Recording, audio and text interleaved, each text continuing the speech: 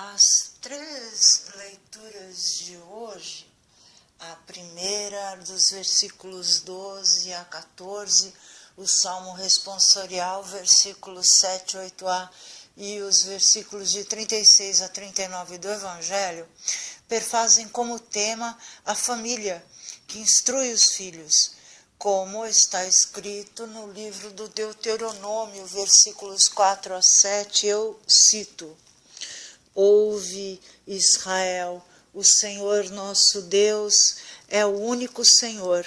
Amarás o Senhor teu Deus com todo o teu coração, com toda a tua alma e com todas as tuas forças, e trarás gravadas em teu coração todas estas palavras que hoje te ordeno. Tu as repetirás com insistência aos teus filhos, e delas falarás quando estiveres sentado em tua casa, ou andando pelos caminhos, quando te deitares ou te levantares. Então, qual é a matéria de meditação?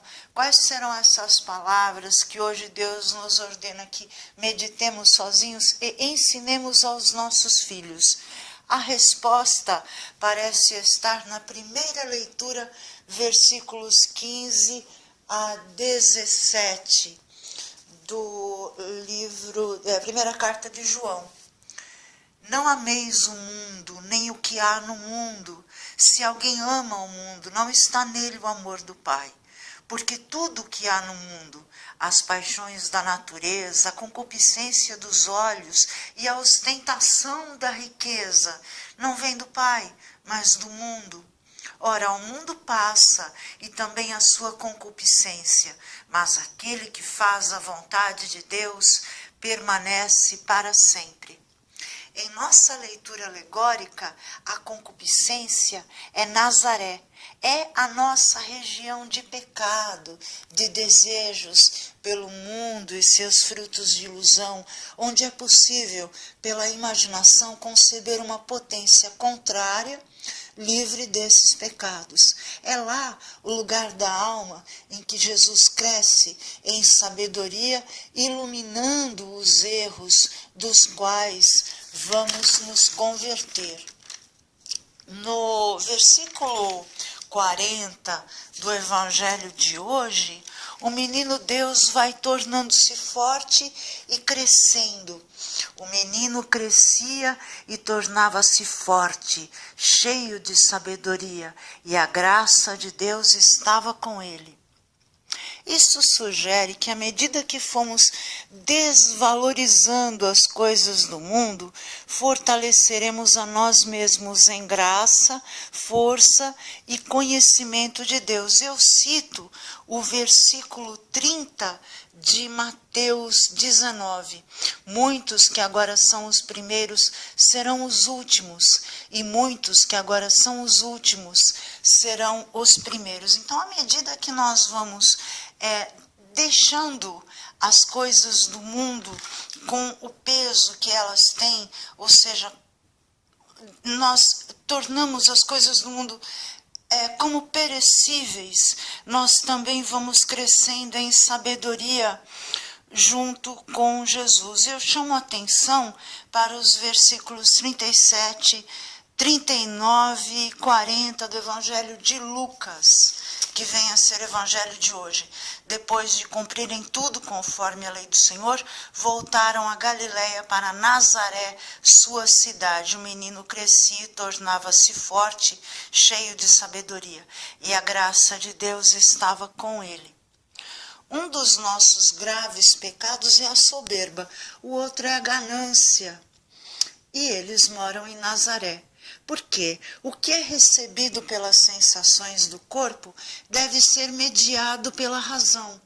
Deus nos dispensa a inteligência e o entendimento para que possamos concluir que, se a vida é eterna, portanto a alma e o espírito são superiores à durabilidade do corpo.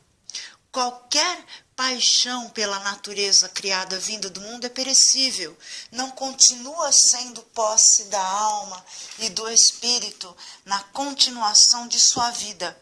Eu cito o Salmo 39, versículos 7 12. E eu, Senhor, que espero, tu és a minha esperança.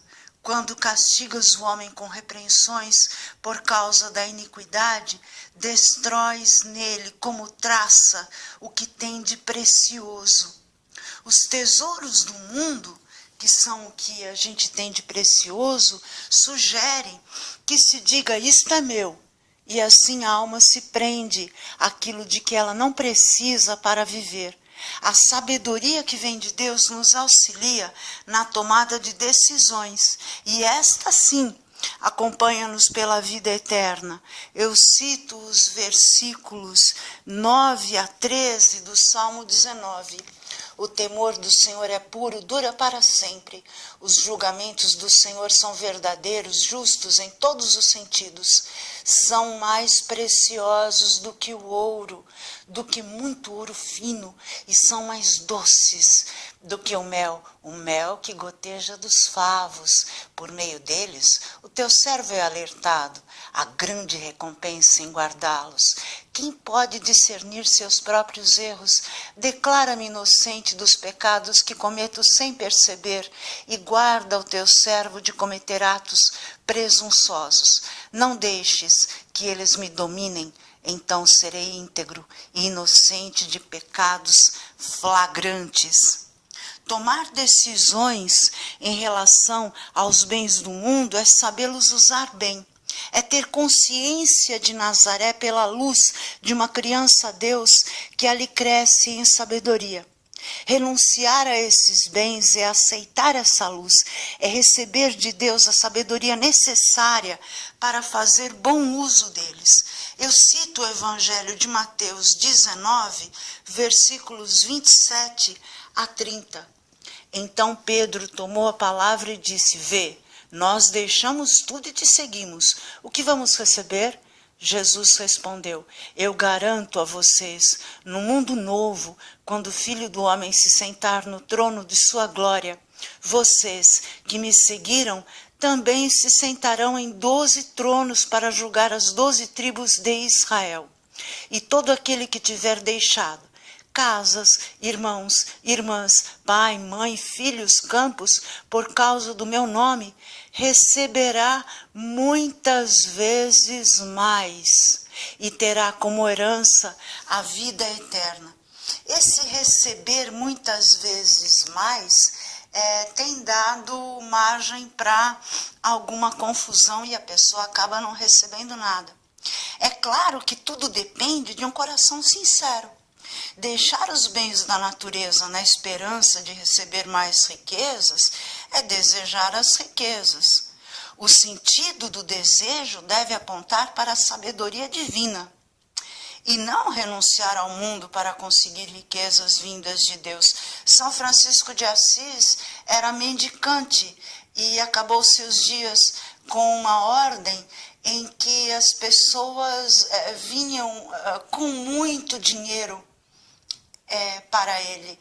Ele tentava dividir e viver na pobreza, mas a própria ordem beneditina contou com muitas pessoas que saíram da ordem para montar lugares praticamente luxuosos, o que irritava muito São Francisco. A mesma coisa a Madre Teresa de Calcutá. Ela foi morar numa favela e ela acabou com um instituto luxuoso que ela também recusou.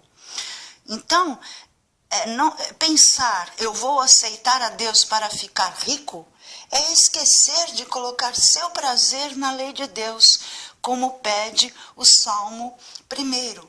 O certo é pedir a Deus que nos conceda o pão de cada dia. É isso que, dentre outros ensinamentos, deve ser divulgado aos filhos. Na véspera de sua paixão, Jesus tomou o pão e disse: Este é o meu corpo. Do mesmo modo, ao fim da ceia, ele tomou o cálice com o vinho e disse: Este é o meu sangue. Quem comer da minha carne e beber do meu sangue terá a vida eterna. Senhor, salvai-me.